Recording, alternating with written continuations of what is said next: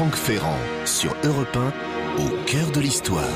Un nouveau numéro d'Historia est en kiosque avec pour gros titre Le crépuscule de Rome. Franck Ferrand l'a lu et s'en est inspiré pour l'émission d'aujourd'hui. Bonjour Franck. Bonjour Céline, bonjour à tous. Les barbares font la loi, une crise religieuse majeure, les ravages de l'incivisme, voilà les sous-titres de ce grand dossier consacré au déclin de l'Empire romain d'Occident et qui pourrait évidemment donner le sentiment qu'ils font référence à notre époque. C'est d'ailleurs ce qui nous intéresse tant, je crois, dans ce sujet majeur des années de la décadence et de la chute de l'Empire romain. Cette situation nous fait penser un petit peu quand même au déclin de l'Europe et au péril qui pèse sur les puissances fatiguées de notre vieux monde. Et vous avez invité aujourd'hui le directeur de la rédaction d'Historia. Pierre Baron, que nos auditeurs connaissent et apprécient. Il a piloté ce dossier spécial de 26 pages et il vit depuis quelques semaines, disons-le, à l'heure de la Rome en plein écroulement. Avec lui, nous allons creuser ce sujet fantasmatique depuis le célèbre ouvrage du grand historien Gibbon au XVIIIe siècle, l'histoire de la décadence et de la chute de l'Empire romain. Et pour nous mettre en jambes, je vous propose de suivre Alaric et ses Visigoths dans les ruines encore fumantes de la cité vaincue.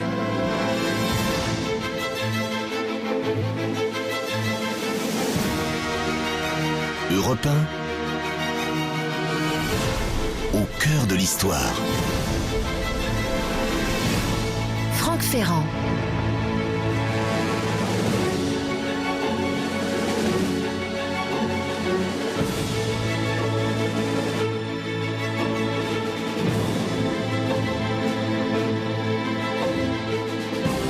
Le journaliste Jean Duché, qui était célèbre éditorialiste du magazine Elle notamment, a été l'un des grands vulgarisateurs de l'époque que nous appelons maintenant les 30 Glorieuses. Il est notamment l'auteur d'une célèbre histoire de France racontée à Juliette et d'une histoire du monde. En 1983, il a publié une histoire de l'Occident qui s'ouvre sur un éloge de la dimension magique, cosmogonique, spirituelle du monde celtique.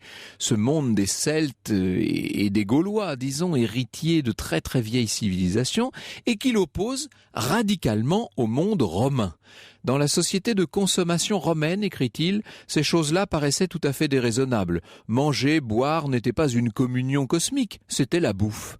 Faire l'amour ne célébrait pas la création du monde, c'était la baise. Et tout ce que l'on demandait aux augures, c'était de se regarder sans rire quand ils trouvaient dans l'appétit d'un poulet ce que l'empereur voulait entendre. Les spécialistes de la religion romaine apprécieront. Je pense que c'est tout de même une vision réductrice de la mentalité latine, qui était bien plus subtile et un peu moins matérialiste que cela, mais ce que veut dire Jean Duché, c'est que Rome, de siècle en siècle, avait peu à peu tourné le dos à la spiritualité, aux choses essentielles, et qu'elle s'était plus ou moins endormie sur ses lauriers.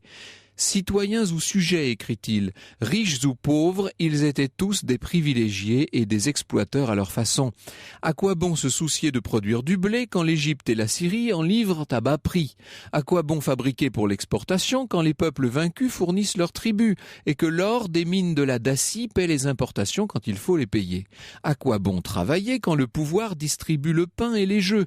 L'aisance, l'ordre, la paix, tout a été donné, il n'y a pas de raison que cela s'arrête, ni de risquer sa vie aux frontières pour défendre le gâteau. Ai-je besoin d'aller plus loin et de préciser qu'à travers le monde romain en déclin, évidemment c'est notre époque et ses facilités que Jean Duché dénonçait. Je reprends son texte. Le monde romain va précipiter son déclin, écrit-il, tel un fleuve qui se hâte vers l'abîme qui l'engloutira. En Gaule, les invasions déferlent, vague sur vague, d'Ostrogoths, de Visigoths, de Vandales. La monnaie dégringole, les prix s'envolent, les empereurs tombent sous le glaive des prétoriens. Quant au niveau de vie, il s'est englouti dans le sang des massacres barbares ou romains. Disons-le clairement, Rome, en tout cas la partie occidentale de l'Empire romain, parce que vous savez que maintenant, de l'autre côté, à l'est, il y a Constantinople qui, pour le moment, tient bon. Rome est donc un grand vaisseau en train de couler, sans que sa population, qui va qu'à son petit confort, ne s'en aperçoive vraiment. Au début du 5e siècle, la ville éternelle a perdu son rôle de capitale. Elle a été délaissée par l'empereur d'Occident lui-même, qui s'est installé tranquillement à Ravenne, qui se trouve sur la côte nord-est de l'Italie. Rome n'a plus vraiment de poids politique, mais elle ne le comprend pas.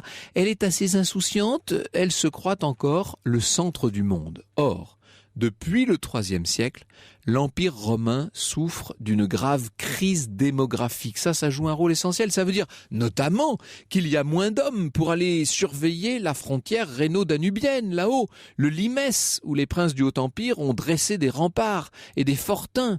Il y a donc un véritable défaut de surveillance qui ne fait que faciliter, qu'encourager les attaques des peuples barbares qui sont aux frontières de Rome.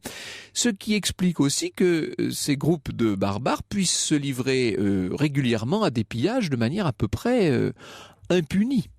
Pour éviter que les vols se généralisent, l'Empire a enrôlé des barbares, et ça c'est ce que raconte très bien Bruno Dumézil dans ce numéro d'Historia. Une date importante, en 376, les Goths ont été chassés par d'autres peuples qui faisaient une poussée, qui venaient d'Asie centrale, les Huns. Ils vont passer le Danube, ils pénètrent maintenant dans l'Empire romain. Les barbares vont s'imposer peu à peu.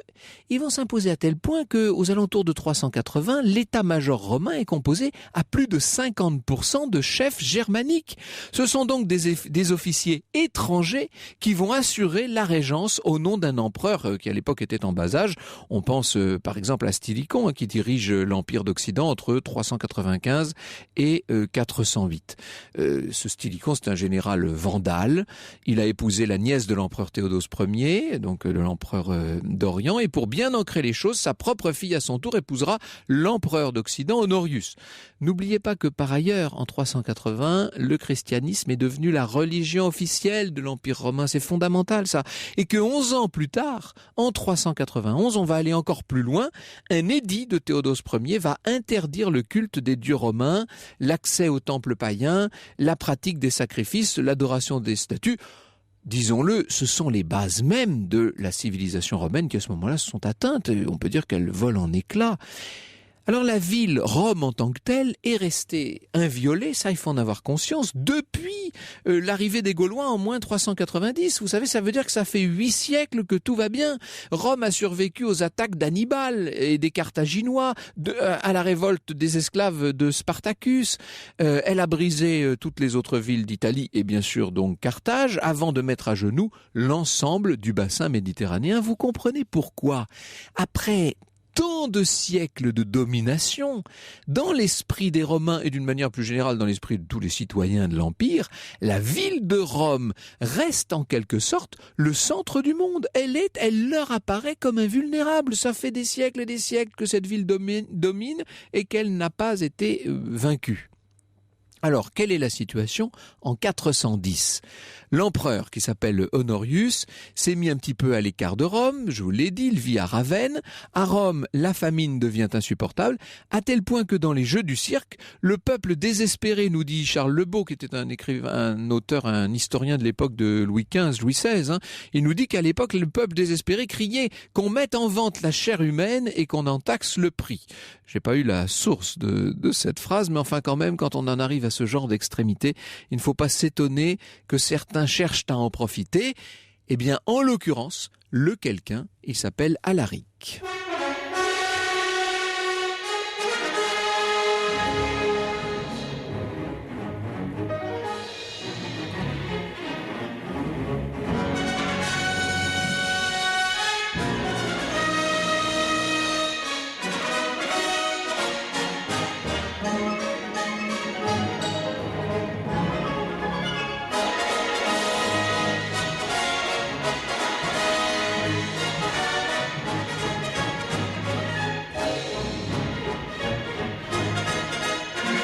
Dimitri Tiomkin avec un extrait de Pax Romana, extrait de la bande originale du film La chute de l'Empire romain, film de 1963. Ah oui, on a l'impression d'être dans un ciné-club. Complètement. On est chez Eddie Mitchell, là, un peu, vous savez. Alors, qui est-il? C'est Alaric Ier, ce roi des Visigoths. Roi des Visigoths, il est né en 370, il devient roi à 24 ans, vous voyez, c'est un jeune chef, et il le sera jusqu'à sa mort en 410, donc pendant 15 ans.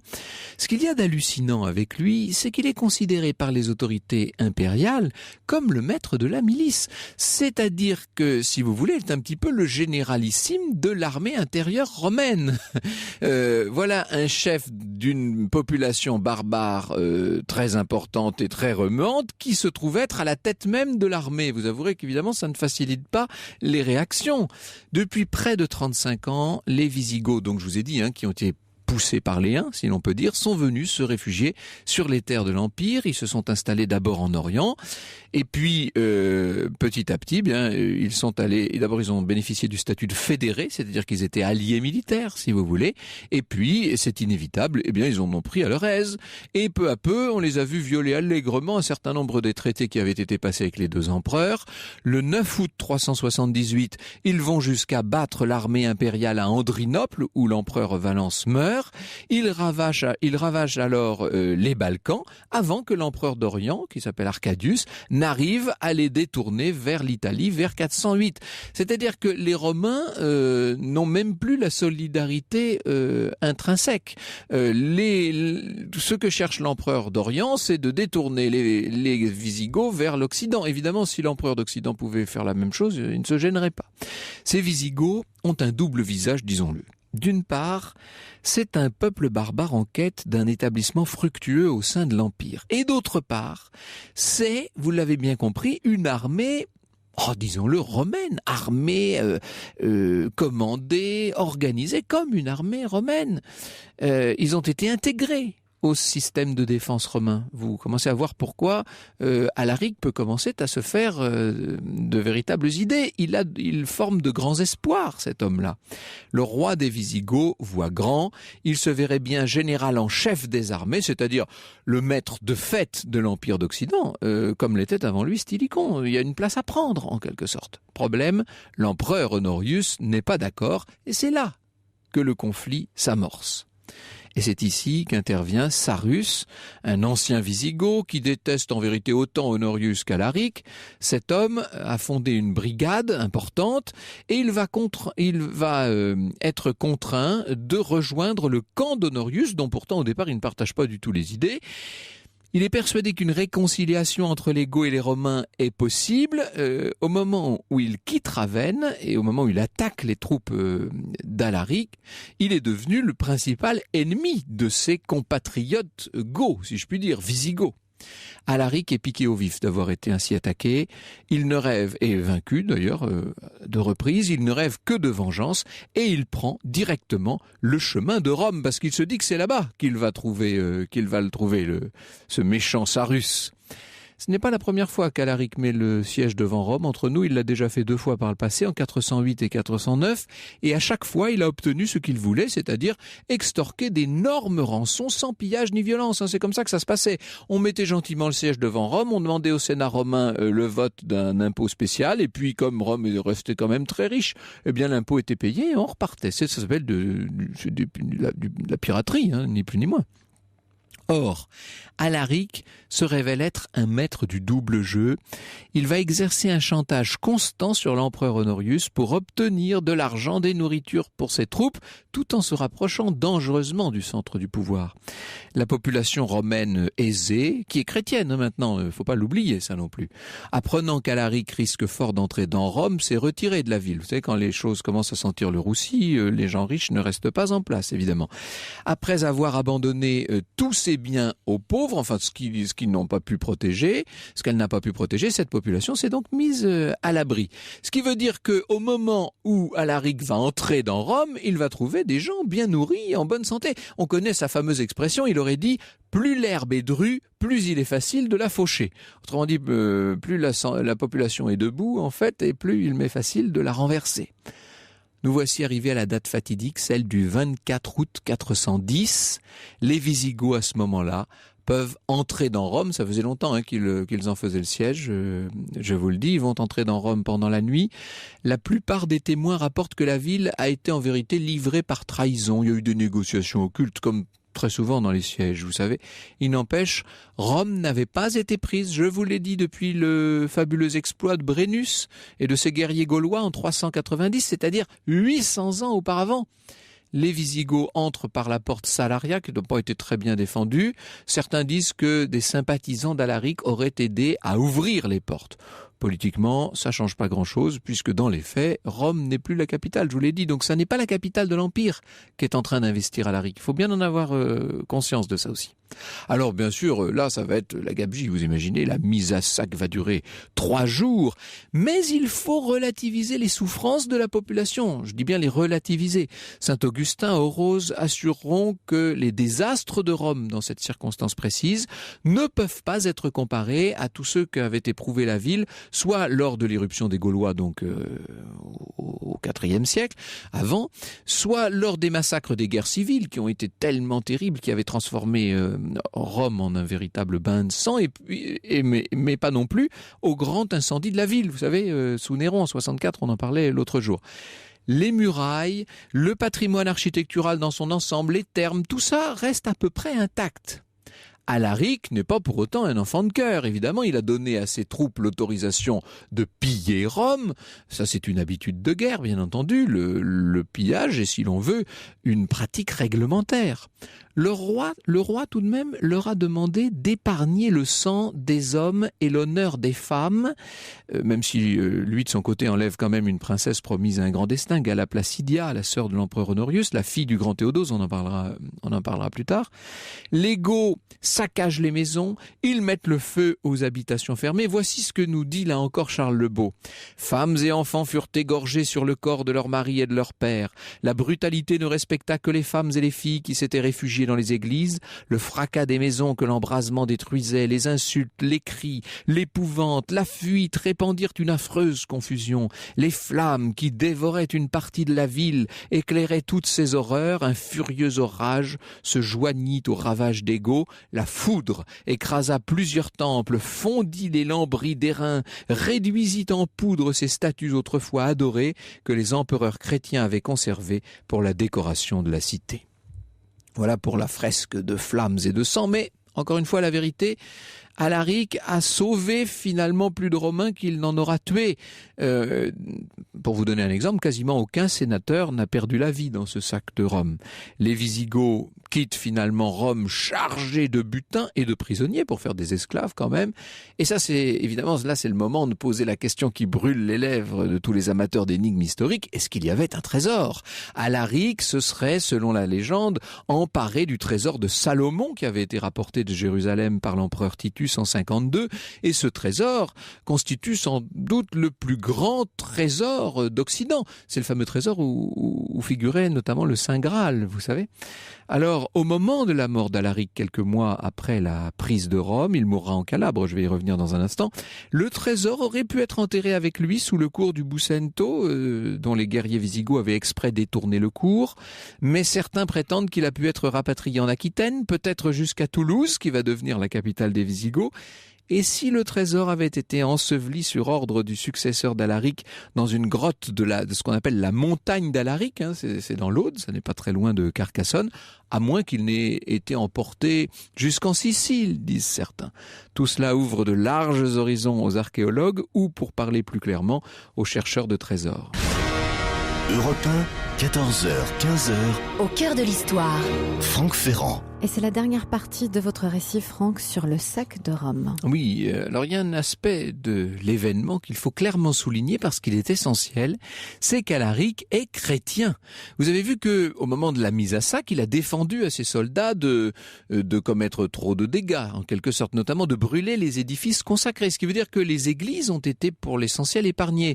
Il va même déclarer 2 établissements asiles pour les habitants, c'est les églises Saint-Pierre et Saint-Paul qui devront être respectées comme refuge inviolable. Pourquoi ces 2-là ?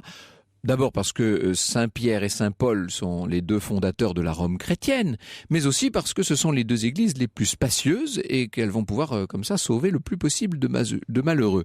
Vous allez me dire, mais il paraît que tout de même des églises ont été embrasées. Oui, mais seulement par propagation d'incendies qui avaient été allumés dans les maisons voisines. Et ça change tout forcément.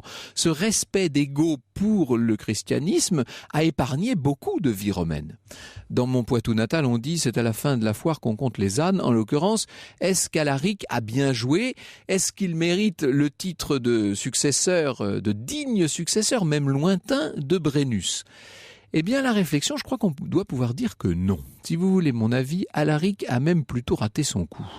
Rappelez-vous quel était son objectif au départ. Il avait pour but non pas de piller Rome, ni de laisser son nom dans l'histoire comme le vainqueur implacable de la ville éternelle. Lui, il voulait avant tout le pouvoir en Occident. Il voulait devenir le grand chef militaire, ce qu'il n'a pas réussi à faire.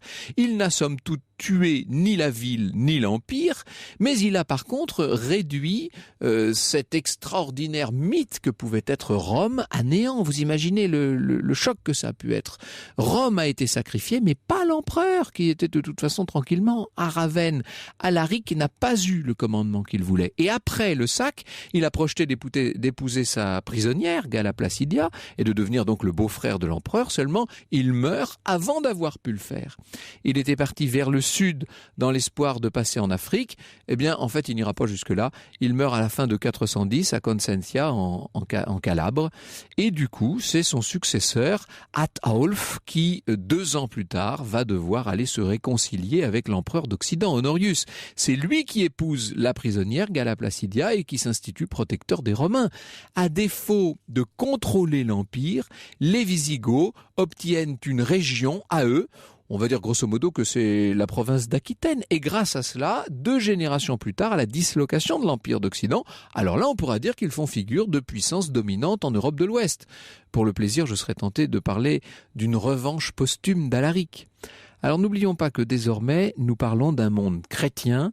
Le sac de la ville éternelle a été perçu à peu près partout, dans toute la chrétienté, comme un signe terrible, annonciateur de la fin des temps. C'était le jugement dernier qui arrivait. Mais on n'imagine pas ce que ça a pu être comme symbole, évidemment. C'est tout à fait puissant. Pour tout vous dire, ce sac de 410 n'aura été pour Rome que le premier des temps chrétiens, puisque Rome a été attaquée par la suite par Genséric et les Vandales en 455, et puis qu'elle a été ensuite un certain nombre de fois. Je ne vais pas vous rappeler Charles Quint et même les Français au milieu du 19e siècle. J'aimerais vous lire l'avis de Bruno Dumézil dans ce grand dossier d'Historia. La date de 410 ne saurait être retenue comme un tournant majeur, dit-il. Vous voyez, il va encore plus loin que moi. C'est certes une armée gothique qui entre dans Rome derrière le roi Alaric, mais elle ne compte sans doute pas plus de barbares que l'armée romaine qui accompagnait Constantin lorsque celui-ci s'était emparé de la ville en 312. Les vrais malheurs de l'Empire viennent d'ailleurs, nous dit Bruno Dumézil. Pour résister à Alaric, Stylicon a dû dégarnir la frontière du Rhin. En 407, les Gaules ont été envahies et elles ne seront jamais totalement récupérées.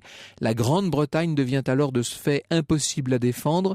Les armées impériales abandonnent l'île, laissant les notables locaux organiser seuls la défense. Ceux-ci embauchent quelques mercenaires venus de Saxe ainsi que des Angles du Jutland. Mais voilà que ces étrangers prennent progressivement le contrôle du terrain. Les anglo-saxons vont donner bientôt beaucoup de fil à retordre aux tout derniers Romains sur place. Au final, les conséquences politiques et matérielles ont donc sans doute été inférieures au retentissement symbolique de l'événement. Mais attention, ne nous y trompons pas. À travers tout l'Empire, les gens ont été atterrés. La ville éternelle, la ville inviolée depuis tant de siècles est quand même tombée aux mains de barbares cupides. L'Empire a été frappé en son cœur et ça, de toute façon, pour les contemporains, c'était inimaginable.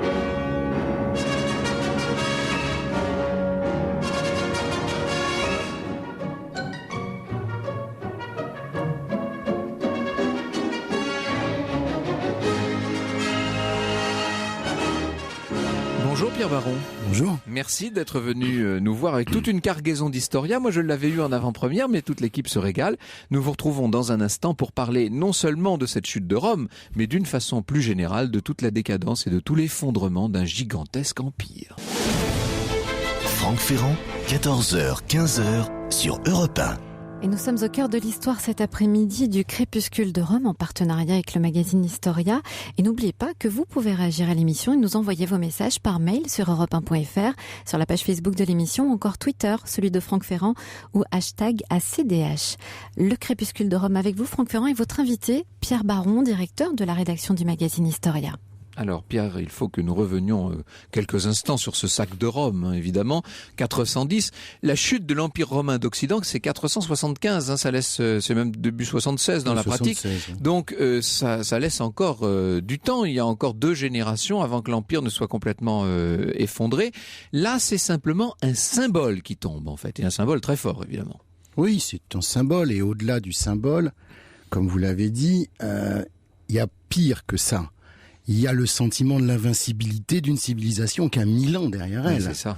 C'est-à-dire, c'est colossal. On se dit que la ville qui a pris le monde vient de tomber. C'est considérable. C'est la superpuissance du moment. Il n'y a pas d'équivalent. Dans le monde occidental connu, c'est les États-Unis, puissance 5. Rome. Et alors, ce sont des chrétiens qui sont tombés face à des chrétiens. Ça aussi, c'est très important. Et d'ailleurs, on va voir à cette époque-là, dans ce monde chrétien qui est à ses débuts, hein, quand même. On est au 5e siècle, tout début du 5e siècle. On va voir beaucoup de personnes se révolter contre Dieu.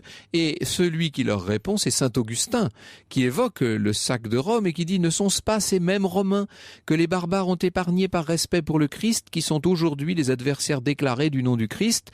J'en puis attester, les sépulcres des martyrs et les basiliques des apôtres, dans cet horrible désastre de Rome, ont également ouvert leurs portes aux enfants de l'Église et aux païens. C'est là que venait expirer la fureur des meurtriers. C'est là que les victimes qu'ils voulaient sauver étaient conduites pour être à couvert de la violence d'ennemis plus féroces. » Il essaie de défendre l'idée que néanmoins les sanctuaires ont joué leur office. Néanmoins, le vrai refuge, nous dit saint Augustin, on est là donc dans les années 415-430, hein, il lui faut 13 ans pour écrire la cité de Dieu. Le vrai refuge, c'est dans l'autre monde. Le vrai refuge, c'est la cité de Dieu. Alors, revenons au contexte de l'époque. Cela fait déjà plus d'un siècle que Rome va mal, et même très mal. Oui, ça fait plus d'un siècle que Rome n'est plus dans Rome, pour paraphraser Corneille. Et c'est une conséquence d'un délitement. Rome ne s'est pas faite en un jour. Une civilisation qui domine le monde pendant 1000 ans ne s'effondre pas en un jour, ni ne s'effondre en plusieurs sacs. Ce n'est pas possible. Bon, le proverbe chinois dit que le poisson pourrit toujours par la tête. C'est un peu vrai à Rome aussi. C'est-à-dire que les élites n'ont pas montré l'exemple. Hein. Que la classe politique romaine n'est pas foncièrement exemplaire. Elle est surtout arc-boutée sur la défense de ses propres privilèges, sur l'exemption de ses taxes, et elle se moque éperdument, pour rester poli, du fait que le reste de la population romaine est-elle grevée de taxes et d'impôts de plus en plus importants. Pourquoi la population romaine croule-t-elle sous les impôts ? Parce que Rome a perdu l'Afrique, et que l'Afrique, c'est son grenier, c'est les céréales.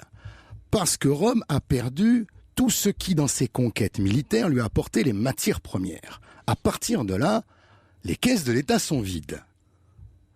Si les caisses de l'État sont vides, on va de moins en moins, Franck, pouvoir payer les barbares quand ils arrivent pour saccager les cités en leur disant « Ne vous inquiétez pas, voilà de l'or, repartez donc chez vous », puisque de l'or, il y en a de moins en moins. Alors, dans un deuxième temps, comme il n'y a plus d'or, et nous allons leur donner des territoires. Mais ces territoires vont être codifiés. Vous l'avez dit, on va donner aux Vandales, oui, on distribue ce qu'on peut. L'Aquitaine, la Bourgogne, etc. Et on distribue des territoires. Et là, les barbares vont régir ces territoires à la romaine. C'est-à-dire en époussetant le code et la législation romaine et en l'adaptant. Ce qui n'est pas une rupture totale, mais ce qui ne fait pas d'eux pour autant des Romains pur jus, si vous me passez l'expression. Loin de là, même, en vérité. Alors, vous avez un chapitre passionnant qui s'appelle l'incivisme, hein, l'incivisme des Romains. Ça, c'est peut-être, pour moi en tout cas, ce qu'il y a de plus frappant dans toute cette affaire de la décadence et de la chute de l'Empire romain. Le problème religieux, on va y venir tout à l'heure, on le connaît, bien entendu. Le problème politique et militaire, il est évident. Problème démographique aussi, qui n'est pas négligeable. Mais alors, par contre, cet aspect d'incivisme, elle fait un peu froid dans le dos parce que ça fait penser évidemment à des époques infiniment plus récentes, naturellement. Mais ce que vous dites, c'est que on essaie de frauder tous azimuts face à une pression, il faut dire, qui est de plus en plus forte. Et puis, on n'entretient plus les édifices publics. Il n'y a plus la volonté de faire beau et bien ensemble, en quelque sorte. C'est ça, c'est chacun pour soi, et on tire les avantages, on se nourrit sur la bête, en quelque sorte. On se nourrit sur la bête, et on se nourrit sur la bête des deux côtés de la société. Du côté de la noblesse, comme du côté Les de la prétoriens, population, comme on les appelait. voilà, ou les plébéiens, pour parler comme au temps de César. Il y a un témoin que nous citons dans le dossier qui s'appelle Ammien Marcellin. C'est assez intéressant. Lui, il dresse le portrait de la population de Rome, les deux grandes couches sociales, les nobles et le peuple. Qu'est-ce qu'il nous raconte? Pour les nobles, voilà ce qu'il dit. Les patriciens, pardon, je me suis trompé dans le terme, oui. Le peu de maisons où le culte de l'intelligence était encore en honneur sont envahis par le goût des plaisirs, enfants de la paresse. Les chanteurs ont chassé les philosophes. Et les professeurs d'éloquence ont cédé la place aux maîtres en fait de volupté. On mure les bibliothèques comme des tombeaux. L'art ne s'ingénie qu'à fabriquer des orgues hydrauliques, des lyres colossales, des flûtes et autres instruments de musique gigantesques, pour accompagner sur la scène la pantomime des bouffons. Classe 1, les riches. Classe 2, les pauvres. Que nous dit le même témoin? La population, on la voit du matin au soir, bravant le soleil et la pluie, s'exténuer en débats sans fin, touchant les moindres circonstances du mérite ou de l'infériorité relative de tel cheval ou de tel cocher. Étrange engouement que celui de tout un peuple respirant à peine dans l'attente du résultat d'une course de chars. Voilà les préoccupations auxquelles Rome est livrée et qui n'y laissent pour rien la place au sérieux. Remplacez les courses de chars par les matchs de football et vous allez avoir quelques sueurs froides. Franck Ferrand, 14h, 15h sur Europe 1.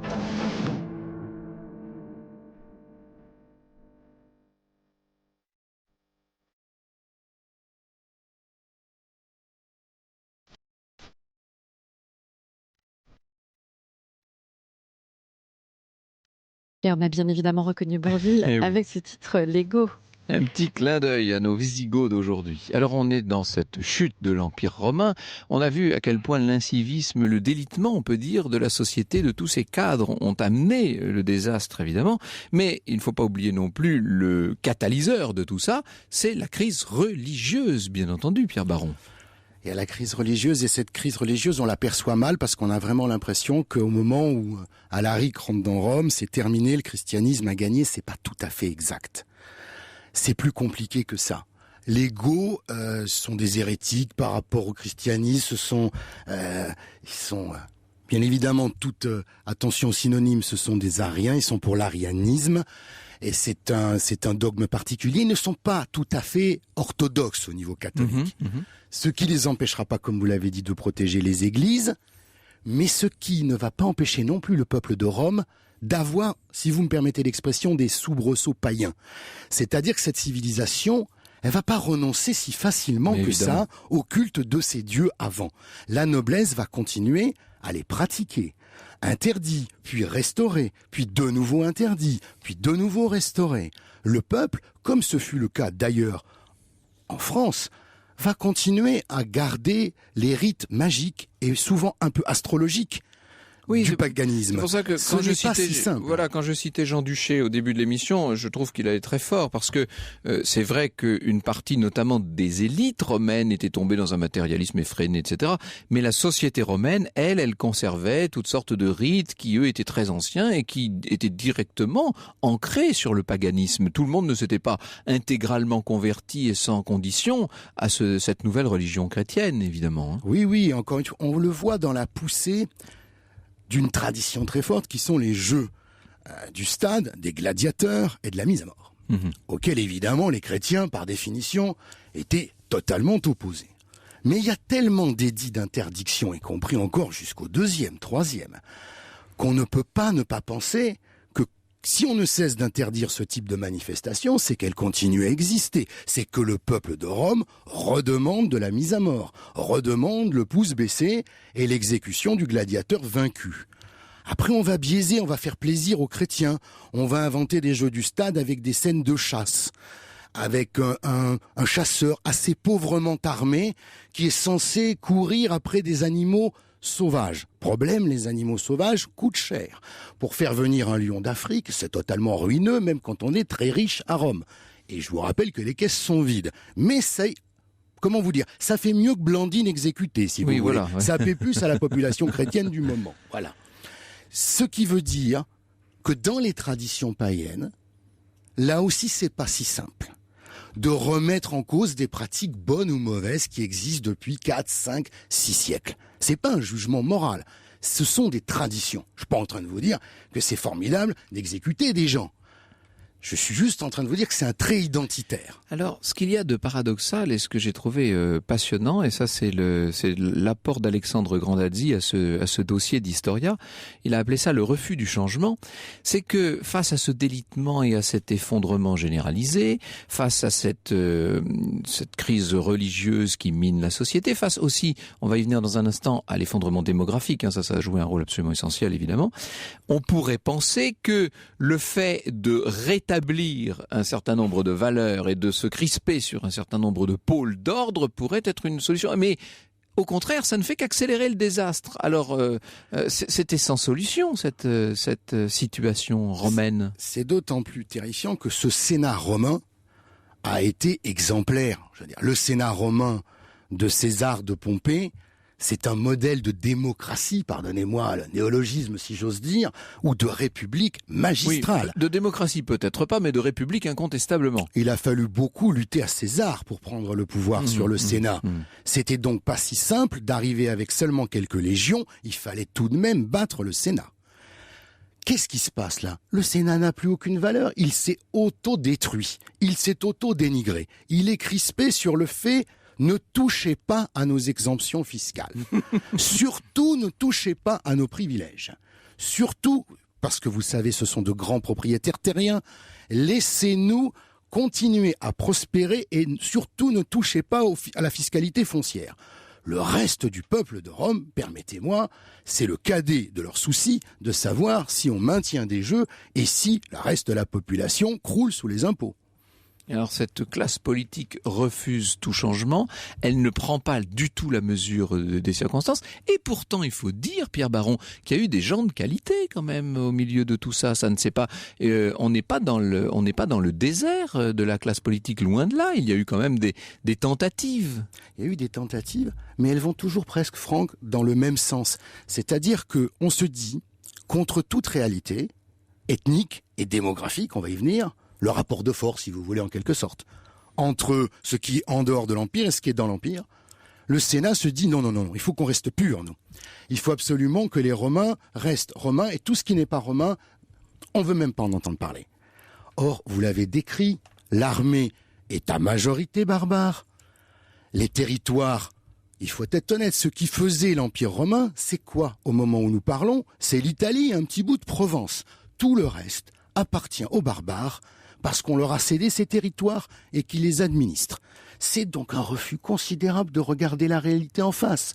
Et Rome n'a même plus d'argent, si ce n'est encore une fois pour payer ses mercenaires et pour éviter ponctuellement qu'on vienne saccager ses villes. Donc Rome n'a plus d'argent, elle n'a plus d'armée propre. Et ça, c'est quand même un problème majeur, je pense l'avoir assez bien montré au début de l'émission. C'est-à-dire qu'en gros, au bout d'un moment, les armées étrangères et les armées romaines sont composées à peu près des mêmes populations et du même type de soldats.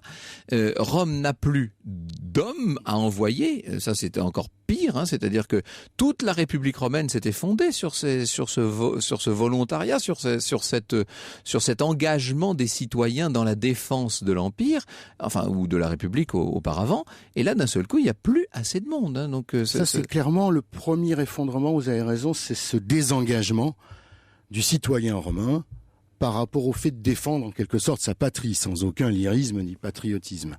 Mais à partir du moment où il faut payer des mercenaires parce que plus personne ne pense qu'il est vital de défendre le sol ou le territoire romain, là on commence à rentrer dans des combinaisons. C'est-à-dire que les barbares deviennent progressivement des officiers supérieurs. 50% de l'armée romaine, l'état-major est barbare. Quand on dit barbares, pour ceux qui nous prendraient en cours, ça veut dire qu'ils sont extérieurs à l'Empire. Oui, c'est ça. Ils sont hors de l'Empire romain. Voilà. De la culture romaine. C'est pas un jugement de valeur. Oui. C'est ce qui est Parce au-delà. que nous, barbare, c'est devenu très négatif. Mais à l'époque, barbare, ça veut simplement dire extérieur et étranger à la civilisation romaine. Aux murailles qui avaient été érigées par les empereurs. À partir du moment, Franck, où ces officiers ont le pouvoir, Ils sont dans toutes les combinaisons politiques. On va même les marier avec des familles royales, des nièces, des cousins. Bien évidemment, tout ça va s'apparenter. Ces officiers vont jouer des rôles, ils vont jouer des rôles de régents quand les empereurs seront trop jeunes, et vont donc assurer la régence d'un empereur dit romain par des officiers supérieurs barbares, avec le sens que vous avez eu raison de préciser. Ça perturbe énormément les valeurs. Et ce qui est très étonnant, c'est que les barbares sont les premiers à revendiquer l'héritage romain. Au niveau législatif, au niveau des droits, les barbares intègrent parfaitement l'héritage que leur cèdent les Romains. Mais le Sénat, ça, il ne le voit absolument pas. Alors il y a un dernier bastion qui va tomber, c'est la culture au sens propre. Le modèle civilisationnel romain n'attire plus les barbares à partir justement de la chute de Rome en 410. C'est ce que explique très bien Anne Bernet, à laquelle vous avez posé cette question. Les barbares vainqueurs, lui demandez-vous, se sont-ils latinisés? Elle dit jusqu'en 410 et la chute de Rome, le monde romain, ses richesses, sa culture fascinent les barbares, même s'ils le détestent ou le combattent. Rome incarne un idéal, etc. Par la suite, cet idéal n'existe plus et les barbares ne veulent plus du modèle lui-même. Ça, c'est assez terrible. À partir de là, on peut dire que c'est là vraiment la fin de l'Empire. Hein. Mais oui. Ça ne s'arrête pas évidemment du jour au lendemain. Oh non, ça va prendre encore quelques siècles. Le problème, c'est que quand vous avez une armée comme la Légion romaine, qui règne en maître depuis des siècles, personne ne résiste à l'armée romaine. Personne. Qui subit non pas des défaites, mais encore une fois, une redistribution de ses effectifs de cet ordre-là. Comment voulez-vous que le barbare se mette à adopter les valeurs de celui qui l'a combattu en vain pendant des siècles et d'un coup, dont il prend la capitale même symbolique? C'est plus possible, la projection n'est plus possible. En vérité, cette chute de l'Empire romain a été très progressive, elle a été très diffuse en quelque sorte. D'ailleurs, Pierre Besbach et Yann Le Bohec sont interrogés, ils interviennent aussi dans votre dossier pour essayer d'établir le processus, de voir comment s'est effectué ce déclin progressif. Et puis, il y a eu de nouvelles fécondations, évidemment. C'est-à-dire que cette civilisation romaine, elle n'a pas été perdue ni très longtemps, ni pour tout le monde. Enfin, quand je dis ni très longtemps, il y a quand même eu plusieurs siècles d'éclipse, objectivement. La première renaissance sur le modèle de l'Empire romain, ce sera l'Empire carolingien. C'est quand même assez tard. Alors Yann Le Bohec dit « Nous nous garderons d'établir un parallèle avec le monde actuel ». C'est peut-être une façon de parler par prétérition. Moi, j'ai au contraire très envie d'établir un parallèle avec le monde actuel parce que ça nous fait réfléchir et c'est extrêmement intéressant. Pour une fois que l'histoire est directement en rapport avec une situation qu'on peut vivre par ailleurs, je trouve que ça mérite au moins de se poser la question. Merci beaucoup Pierre Baron. Le numéro d'Historia avec en couverture donc le crépuscule de Rome, les barbares font la loi, une crise religieuse majeure, les ravages de l'incivisme. Ce numéro est en kiosque dès aujourd'hui. Vous viendrez régulièrement comme ça nous parler des grands sujets d'Historia. Europe 1, au cœur de l'histoire. Retour aux origines. Un rendez-vous qui vous appartient, chers auditeurs, car vous pouvez poser vos questions à Franck Ferrand sur europe1.fr, comme l'a fait Claire, qui vous demande, Franck, de nous éclairer sur l'expression la croix et la bannière. Oui, et Claire nous dit, j'imagine bien que cela doit remonter aux croisades. Eh bien non, Claire, je ne voudrais pas vous décevoir ou vous contredire, mais non, ça n'a en fait pas grand-chose à voir avec les croisades. Cette histoire, la croix et la bannière, cette expression qui veut dire, vous savez, quand on dit « oh, c'est la croix et la bannière », ça veut dire c'est très difficile, c'est quelque chose de compliqué. Ça nous vient tout simplement des processions, vous savez. Alors ces grandes processions, comme on pouvait les voir encore dans nos villes il n'y a pas si longtemps, vous savez, il y a 50, 60 ans, il y en avait encore, où l'on sortait le saint local, évidemment, à bras d'hommes, bien entendu. On voit ça beaucoup encore en Espagne ou dans certains villages du sud de la France ou de la Corse, bien sûr. Alors on sortait les bannières, dont certaines sont somptueuses, elles sont brodées de fils d'or, c'est absolument magnifique. Et puis on sort les grandes croix au bout de hampes, bien entendu. Et donc la croix et la bannière, ça fait allusion à toute l'organisation de ces processions, qui est une organisation complexe, évidemment. C'était difficile, vous imaginez, il fallait ne vexer personne, il fallait que tout le monde marche à son ordre et à la bonne place. Donc tout un décorum, tout un protocole très compliqué. Et nous dit Furetière, vous savez, Furetière, c'est le grand dictionnaire du XVIIe siècle, en 1690. Antoine Furtière dit que l'expression « il faut la croix et la bannière pour inviter quelqu'un » signifie « il faut aller le chercher avec des formes telles qu'il ne puisse se dérober ». Eh bien voilà, c'est-à-dire qu'en vérité ça veut dire qu'on met vraiment beaucoup d'efforts pour obtenir quelque chose. Et petit à petit, l'expression a un petit peu dégénéré, elle a un petit peu changé de sens, comme très souvent. Et depuis 1822-1830, quand on dit c'est la croix et la bannière, ça veut dire oh là là, c'est très lourd, c'est très compliqué. Voilà tout simplement l'origine de cette expression liée à une pratique un peu oubliée de nos jours, pas dans toutes les régions tout de même, celle des grandes processions. J'espère que Claire a maintenant l'esprit un peu plus clair sur le sujet. Bonjour Elena Morna. Bonjour Franck, bonjour à tous. Alors aujourd'hui avec les experts européens, nous allons parler de la rupture, plus exactement de l'annonce de la rupture. Vous savez Franck, il fut une époque où on allait chercher un paquet de cigarettes, on revenait jamais. Aujourd'hui ça se passe parfois sur le net, on dit ou par SMS, on dit bon bah salut, je ne t'aime plus, je ne te veux plus. Il y a d'autres façons de l'annoncer et on en parle aujourd'hui avec vous et les experts européens. Merci beaucoup Elena. C'est Cécile Chicot qui avec Hervé Pauvert a écrit une bande dessinée justement sur ces Visigoths, etc. Ça s'appelle La saga de Votila. C'est en 2 tomes aux éditions Delcourt. Elle nous le signale par internet. Alors je me fais un plaisir de le dire à nos auditeurs. Nous nous retrouvons demain, Céline. Pardon. Avec grand plaisir, Franck, à demain. Franck Ferrand sur Europe 1, au cœur de l'histoire. Cœur de l'histoire. Cœur de l'histoire. Cœur de l'histoire. Cœur de l'histoire. Cœur de l'histoire. Cœur de l'histoire. Cœur de l'histoire. Cœur de l'histoire. Cœur de l'histoire.